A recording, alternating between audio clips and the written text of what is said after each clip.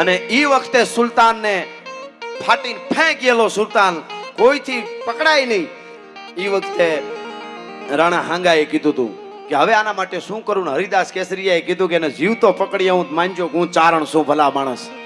આ આખું યુદ્ધની વાત તો બહુ જબરી છે, પણ યુદ્ધના મેદાનમાં ઉતર્યા, ચારે બાજુથી આતર્યા, ગાંડા તૂર થયા, કંઈક રાજપૂતો કંઈક ચારણો, અને છેલ્લે એની ચારણની આખી જે વ્યૂ બનાવેલો આખો હતો એ વ્યૂ ની અંદર વચમાં લીધો સુલતાનને.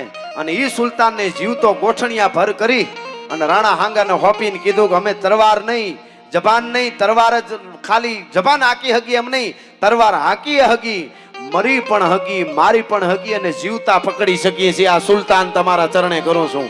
અને ઇતિહાસ હિસ્ટ્રી સાક્ષી પૂરે છે કે એને રાણા હાંગા ગાદી માથે ઉતરીને કીધું તું કે આજથી મેવાડની ગાદી આપું છું. મારે જીવવું હરામ થઈ ગયું હતું કે આને કોઈ પકડી નહોતા શકતા, મારે આટલું જ જોતું હતું.